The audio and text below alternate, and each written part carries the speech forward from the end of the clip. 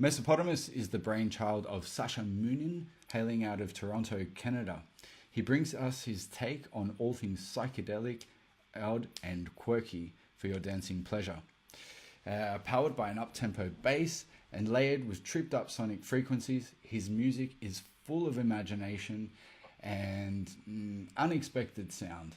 His style is partly a link to old-school psychedelia, while bringing a fresh approach to production methods. Mesopotamus melts together a unique blend of sounds and influences into a style that he calls poetic trance.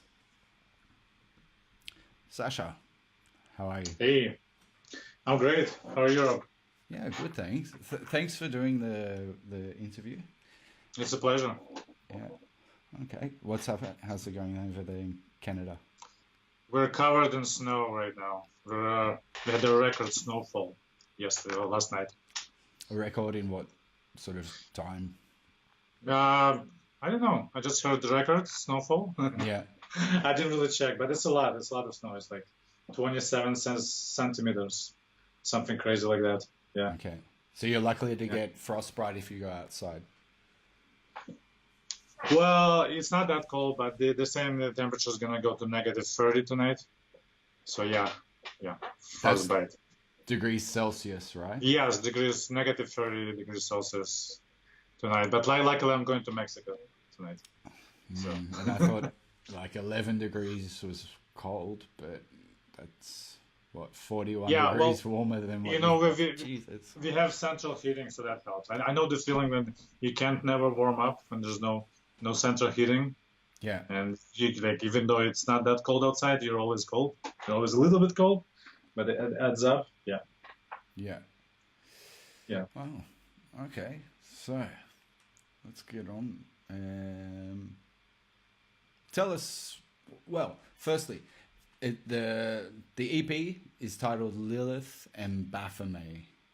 Can you talk a bit about that? Well, yeah. It has a song titled Lilith, and it has a song titled Baphomet, and well, it's a long story kind of. Lilith is I was always admired that archetype. Lilith, she's like the original bad girl. Yeah. She was Adam's first wife, like Adam from the Garden of Eden. Adam So and Eve. Yeah. yeah, so before Adam and Eve, it was Adam and Lilith, and he just couldn't handle her.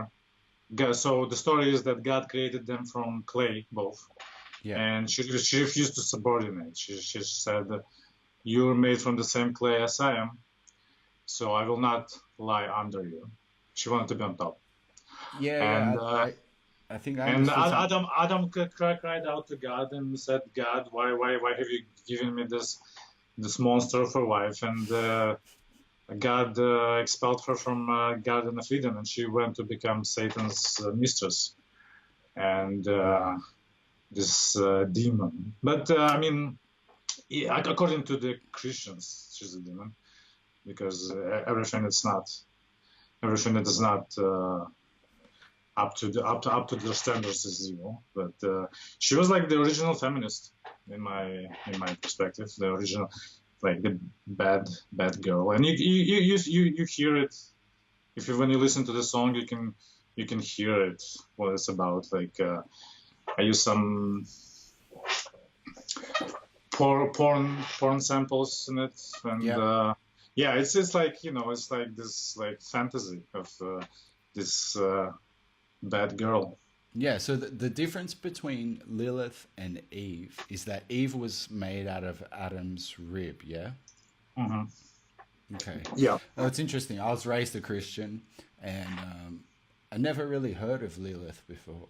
I mean, not before the release, but until Yeah. only a few years ago when I started reading things about like different religions and mythologies and archetypes. Yeah.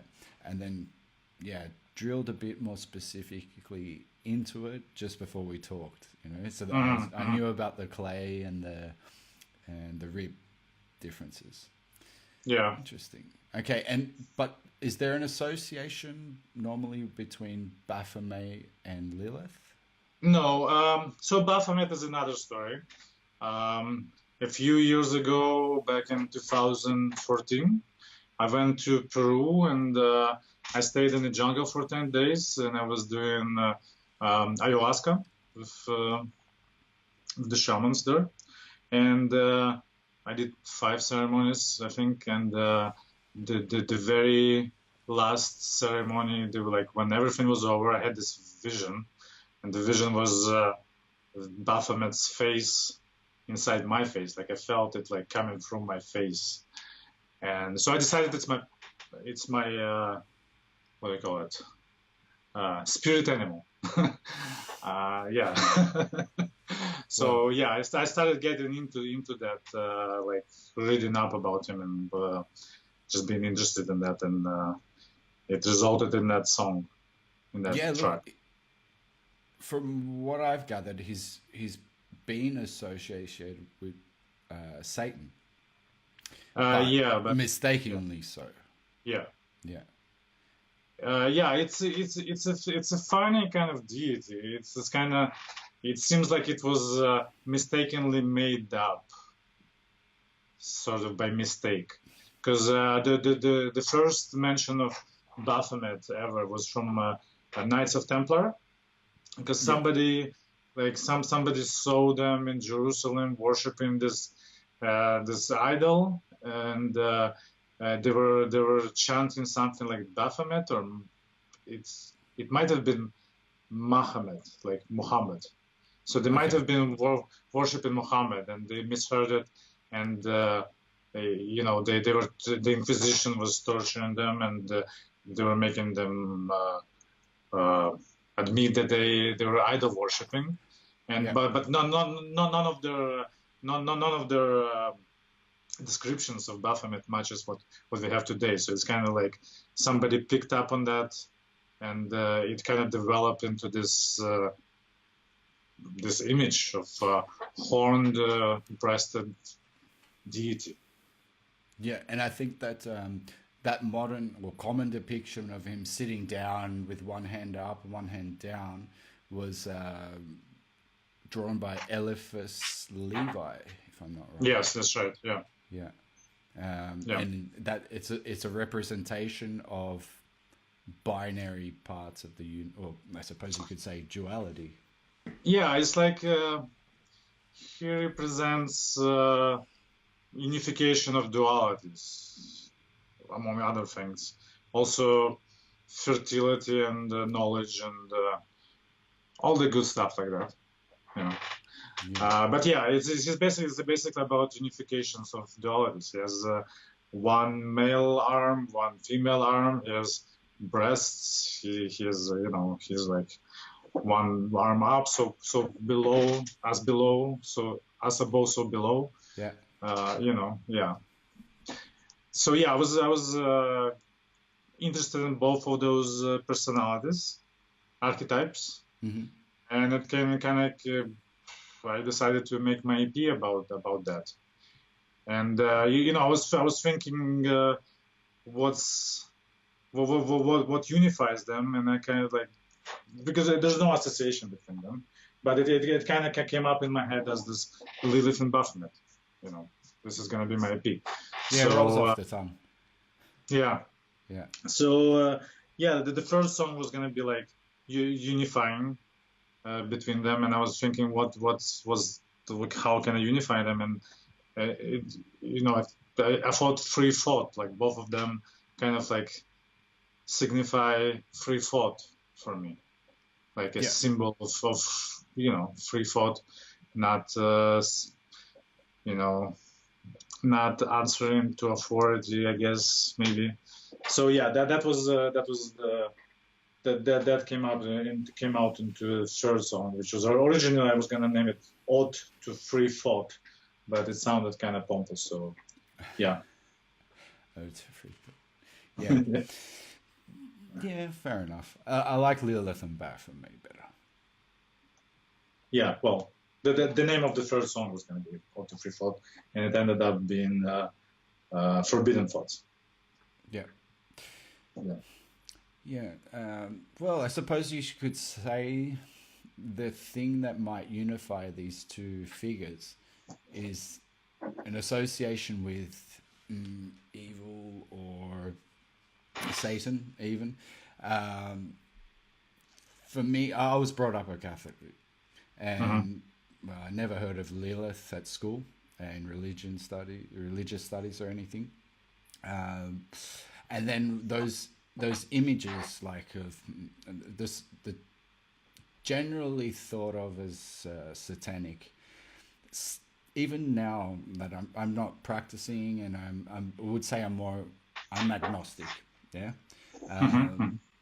There's still an initial like apprehension towards those images, but then when I think it through, it's like, hang on, they're just an image. They represent something like an archetype, and they don't necessarily represent Satan. And well, yeah, you know what I mean? Well, if you think about it, Satan is not such a bad guy. Like if you take the Bible, say like the Garden of Eden story, Satan is the bringer of knowledge. Satan wanted to share like the knowledge with humanity. Yeah. You know. Whereas God goes, don't worry about it. Look but don't touch. Yeah. I think that was in the Devil's Advocate. Yeah. It was, good movie. Yeah. Absentee landlord. I think that's what he said. Yeah. When I think about it, look, we'll stick away from getting too religious, but all good. All right, so specifically, let's go back to Baphomet. Sure. When did you write the track? That was a couple of years ago, I think. Yeah. And at the time, what was your inspiration? Like, did you call it Baphomet immediately? Or Yeah. I mean that's my creative process. I come up with the name of the track first, and I think what I wanted to be about, and then I write it. Okay. So I wrote Lilith first, and that one just kind of like came out of me without any hesitation, just like rolled off, you know. Inspired. Yeah, it was just like I sat down and I knew what it was gonna be about. I just put it down. Baphomet was a bit more painful because I didn't really know. Like I was finding it as I went, and there was a lot of experimentation, like musical experimentation, and it had a few more parts in it, which I took out. So it was a bit more painful. Yeah. Yeah, a bit more painful birthing process. All right, so let's have a listen to Baphomet. Okay.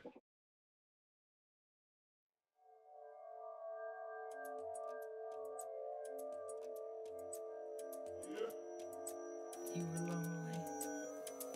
You cried. So I came.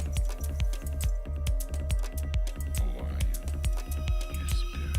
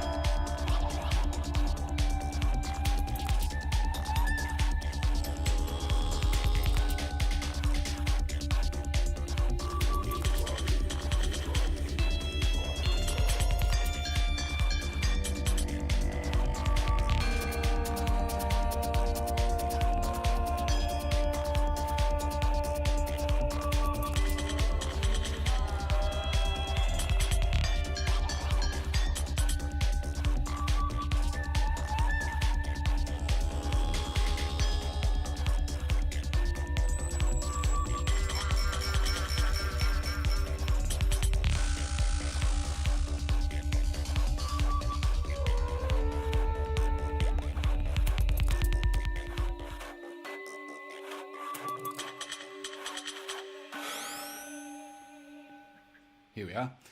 Okay. So, yeah. Well, I had a listen. I was thinking a bit more. Actually, I'll just go back to that point about when we're mentioning Satan and the I talked about the apprehension towards the image, the figure, and all that. And then, well, now being from an agnostic point of view, firstly, I'd think if there's a God and he created, or it, whatever, God created everything, then it wouldn't have created anything outside of his will if it was all encompassing. Yeah. And then, well, the way I actually look at it all is all religions are stories, mythologies, which are there to instruct people and are different across cultures, but have things in common that link them. So, yeah, I don't know. I look at it as someone to learn about and take lessons from.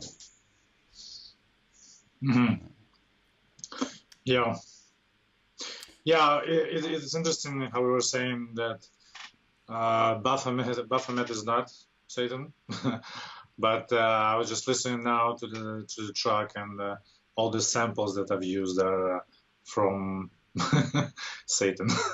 So it's two movies. One of them is The Witch.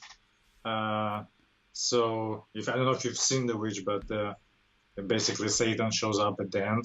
Spoiler alert. That's the sample about the taste of butter. Yeah. So it's Black Phillip, the goat. So that's one sample, and the other sample, like the woman that says, "Save yourself, find love." Mm-hmm. That's from The Last Temptation of Christ. Wonderful movie by Scorsese. Yeah. And when Jesus goes into the desert, Satan appears to him as a snake. Yep. So it happened incidentally, I guess. But yeah, I mean, so yeah, all the samples I use for Baphomet are from depictions of Satan. Actually. Well, actually, I was going to ask you about the sample at the start, the Allahu Akbar. Where did that come from? What was your reason for putting that in? Well, yeah. So as I mentioned, it came from Knights of Templar that was worshiping this mysterious deity in Jerusalem, and it's possible that they were worshiping Muhammad. So I wanted to give it, like, when I started writing the song, I had this idea of like an arabesque kind of feeling, like kind of like Middle Eastern, and I think that sample was from The Exorcist. In the very beginning of The Exorcist, there was this scene in the desert. I think it's in Egypt, and they show this ancient evil that is hiding there or sleeping there or something like that. So yeah. Okay, but with the scene of Egypt, they probably have the call to prayer, and that's where it comes out. Yeah. Okay. Yeah. Interesting. No, that's good. I like that because it lines up with that story of the Templars and earliest mentions in historical record of Baphomet are in the documents of the Inquisition, right? Mm-hmm. Yeah. Ah, cool. All right. So, Lilith. Let's talk a little bit about that before we jump into that one. Well, yeah. So I was just meditating, like before writing the song. I was meditating on the archetype of Lilith and how I imagine her to be, and then started writing it, and that's what it came out. It's kind of like like a fantasy. Kind of like a fantasy of a wild girl. Yeah. Like a forbidden, also kind of like forbidden pleasure, maybe. Mm-hmm. Kind of, What we've talked about her so far makes me think. I don't know if you've heard of the Freudian Madonna whore complex. No, I don't think so.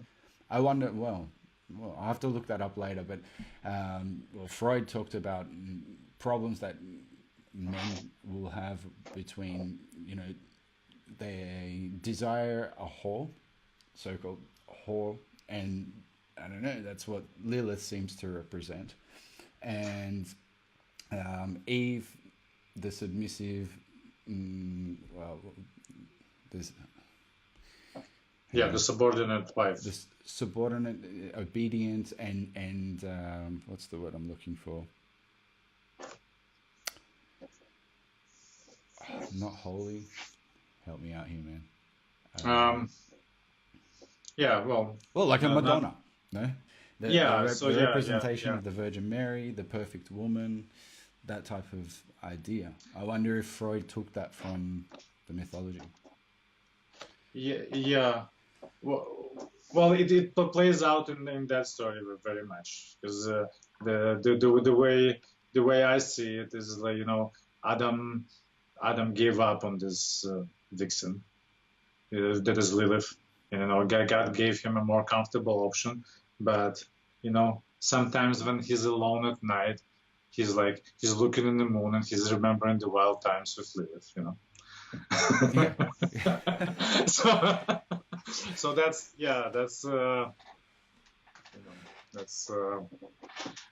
how it works sometimes in life. But yeah, that's basically what it's about. Okay, cool. Let's have a listen, eh? Mm-hmm.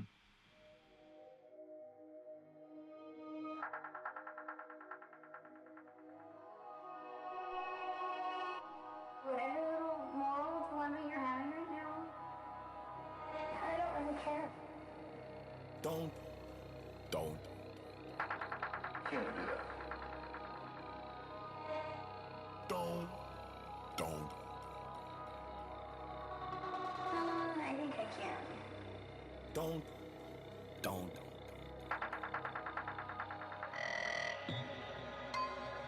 Don't.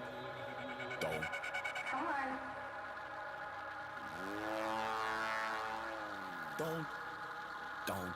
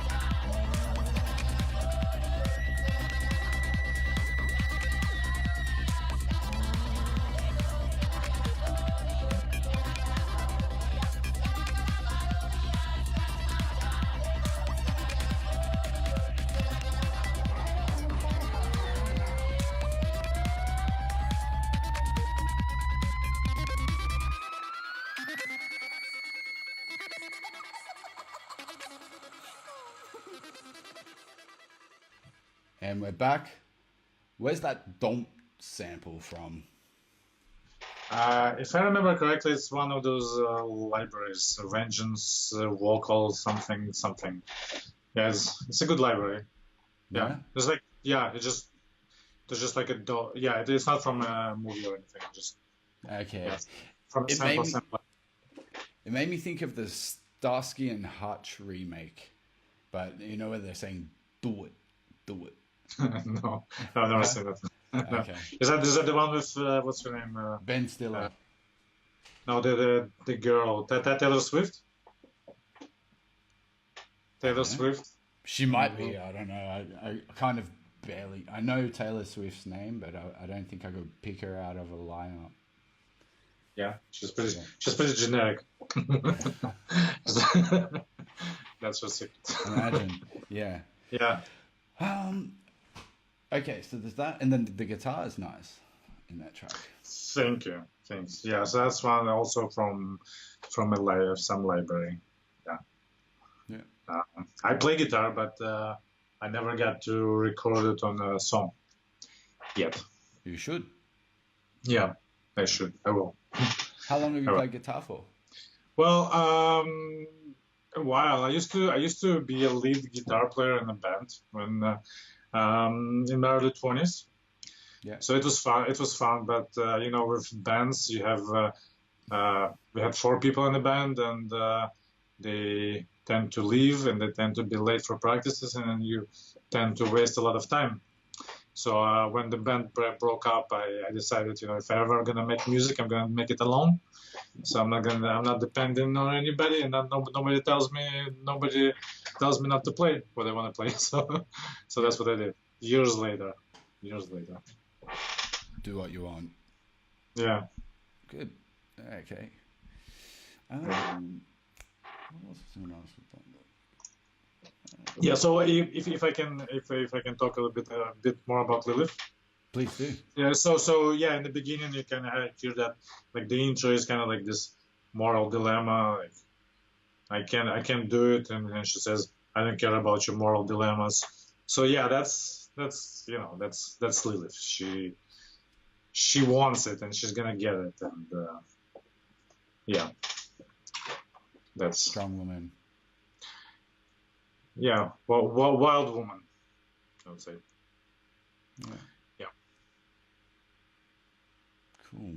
All right, and now we're coming up for the. Is there anything else you wanted to say about Lilith? No. No. So we're coming up to the last track, Forbidden Thoughts. Yeah. And there's quite a personal story with this track, right? Yeah, so this track is based around recordings of my son, who's autistic. He has a severe form of autism, and he's not vocal, but he does do a lot of. He makes a lot of noises, a lot of vocal noises, and I recorded them, and the song is written around that, so it's a major part of So this. those noises are in the track? Yeah, all those when you hear the track, all those, like, you hear like a kid in the background going, there's like exclamations and like and like the kid noises from a kid. That's also a lot of them were processed, so they don't sound they sound kind of trippy. Yeah. So yeah, that was a big it was a big and you know, it's called Forbidden Thoughts. So it's kind of like, it's about those, and there's a sample in the beginning that says, you're thinking it right now, you don't want to be, but the thought just won't go away. And it's a kind of about, you know, those thoughts that you're not supposed to have, like I have this autistic son, and sometimes it's really, really hard, and sometimes you're thinking thoughts that you're not thinking, like you're not supposed to be thinking about your son. Yeah, well, I can imagine that's like any situation that's difficult to handle with. You have a responsibility as a parent, and it's not. I can't imagine that it would be easy. What's your son's name? Kai. Kai. Kai. Yeah, Kai. Kai. And how old's Kai? Kai is 8. 8. Yeah. Yeah. And so you're looking after him. Yeah. Well, me and his mom are separated right now, but yeah, I take a very active role in his upbringing. I see him every other day, and yeah, he's a good kid, smart, but yeah, can't talk or communicate properly. Yeah. Does he have his own sort of forms of communication? Like, have you? Yeah, Have, for sure. Yeah. Well, his main form of communication is leading you by the hand and to what he wants. But yeah, I mean, there's definitely, and it's been a challenge of mine to figure out, like to get inside his head, because he can't talk, he can't communicate as other kids would, but so it's been like a challenge to understand what's going on in his head, because the way he acts, it's totally. I mean, just the pattern of his noises. It's really seems really random, and just trying to understand how his mind works. That's been something I was occupying myself a lot so lately. I've read that. So I think the figure is something like 25 to 50% of non-verbal autistic people don't end up speaking, but Right. that others can with therapy, like speech therapy, for example. Does he go to speech therapy or have any treatments like that? Yeah, he has a therapist coming in every day, spending. He undergoes. It's called the intensive behavioral therapy. Yeah. Yeah, something like that. And so yeah, this is the therapist working with him every day. Well, 5 days a week, something Full like on. 5 or 8 hours. Yeah. Yeah. Yeah. We're yet to hear him speak, though. Yeah, but Yeah. in a way, I feel like through that song, I kind of gave him a voice, maybe. Like I took like an array of sounds that he makes and put it in some like a coherent form Yeah. that tells a story. And Well, in the process. So, uh-huh. sorry. And yeah, I would like to explore that more in the future, probably. Yeah, it's Yeah. the first I've heard of something like that, and I suppose you could find in making a track, it's a bit of catharsis or processing, like for yourself. Like you said, you're organizing his sounds into what you imagine to be a coherent story. Yeah. Catharsis, yeah, that's true. And it's Yeah. cool to think that people on dance floors aren't going to really know that. Oh well, hopefully the people watching now do know, and if they hear the track on the dance floor, they'll be able to think about that, and well, Yeah. Well, don't think too much, because no, but there's this significance. Yeah. Yeah. But yeah, there's definitely a very significant song to me. I mean, track. Dear to my heart, and it's a bit of a experiment for me, and I think it worked. I think it worked out well. Yeah. Yeah, look, this is one of the reasons I wanted to do these videos and talk to our artists, putting out a release, because I know that, well, with trance music, there aren't really any vocals or lyrics aside from the samples. And the samples, they can be taken out of context, and the artist will have an intention putting them in the track. The artist making a track has some feelings that they want to convey. And sometimes people might come across, or they'll have their own interpretation, but it's interesting to hear the artist's perspective and what their intentions were when they were making the track. Yeah. Well, yeah. As I said, I like to make my tracks about something. I like, because it's just easier for me to work that way. That's my inspiration. Like if I have some message that I want to convey, or some story I want to tell, that that helps me finish the track because it's important to me. And I like that. That's how I like to go about making music. Start with a story, and then tell it. Yeah. Yeah. Or something happens to you, I don't know, you end a long-term relationship and you're left with all these emotions, and then you go to the computer.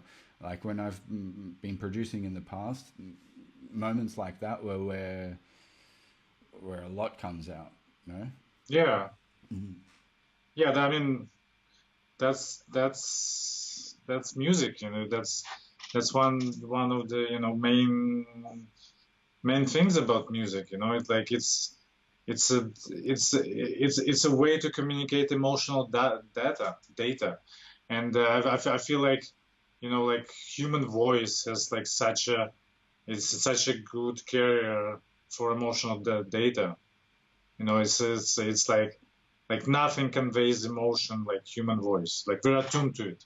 Our ears are attuned to hear. That's the first thing we hear. We can pick up human voice on top of many layers of noise, and it's just like the intonation of the voice. Tone. That's what I was thinking. Yeah, it conveys so much emotional data, and that's what, and I use it a lot in my music. I like to have voice because it's just easy to make it special, make it about something. Yeah. Now this track also features a friend of yours doing vocals, Mildred Strange. Yeah. So I was trying to use the sample from Twin Peaks.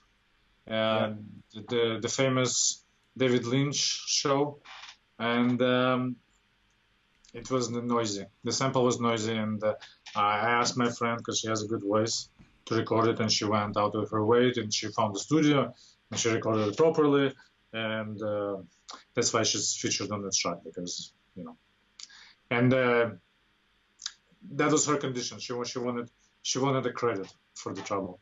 So fair enough. Yeah. So she got it. Thanks for seeing that through. No problem. Give credit where credit is due.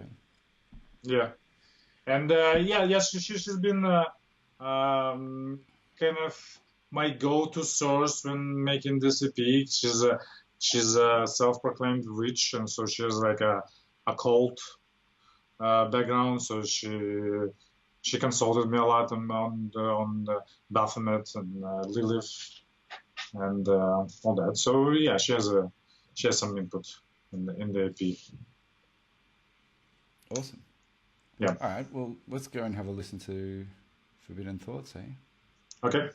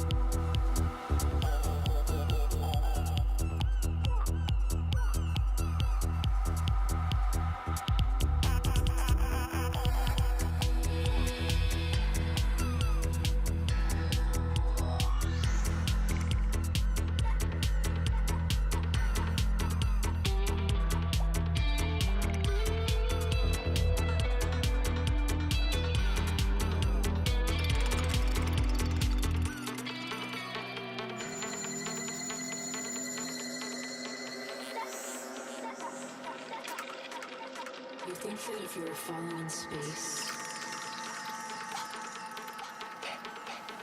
you would slow down after a while, or go faster and faster?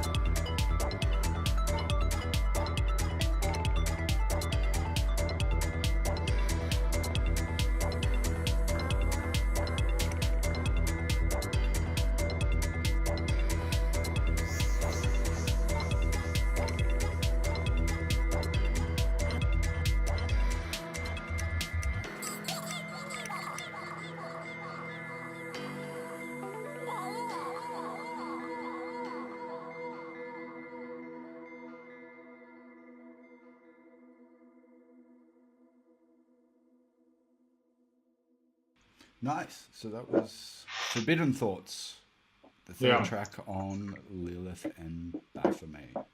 Yeah, so you all those noises, the da, all those even that's all my son. Yeah, Yeah, it's all over the track. I like it. That's really nice. Mhm. Yeah. Thank you. I'm not sure. I What like else- it when he recognizes when I play the track for him and he recognizes himself. That's fun. Yeah. What's his reaction? Just kind of pause to listen. He just kind of pauses and like that sounds familiar. Yeah. Yeah. Yeah, you see a look of recognition. I Yeah. imagine. Yeah. Yeah. What was I going to say? Yeah, so with your son, does he have any peculiar likes or dislikes? Like, I know that's something particular with autism, no? Yeah, I mean, the whole thing about autism is it's very peculiar. It's hard to understand where it's coming from, but yeah, I mean, likes. He likes music. Like I brought him up listening to music, and yeah, he used to like psytrance a lot when he was a toddler. Not so much anymore. Does he But yeah, dance? he's starting to. Yeah. He's starting to. It's funny. He kind of shakes his hips. See what's Yeah. that? Shakes his hips. He's kind of doing the twist a little bit. Shakes a leg, eh? Yeah. What was I gonna say? Oh, do you ever take him to any outdoor parties? Have you ever? Not yet. No, I haven't done it yet. Might be a bit stimulating, no? Like a Yeah. lot going on, and Yeah, but maybe one day. Maybe one day I will. I mean, it might be fun for him. yeah, Yeah. Just like a lot of experience, there's a lot of new experiences, a lot of vibes, a lot of energies. Yeah, it might be fun for him. But you know, it's like if I take him to a party, I can't party. So no, of course it's- not. No, So but you never know. It could be something that he'd really enjoy. yeah. Well, I'm planning to try it one day. Yeah. And have you found any, I don't know, unique talents? Like I'm thinking of savants, to be honest with you. You know, like Yeah. that's- Yeah. Not yet. No? Not yet. Still looking. Well, that I imagine that's a part of therapy is letting him try different things and yeah. Yeah, but he kind of has hard time like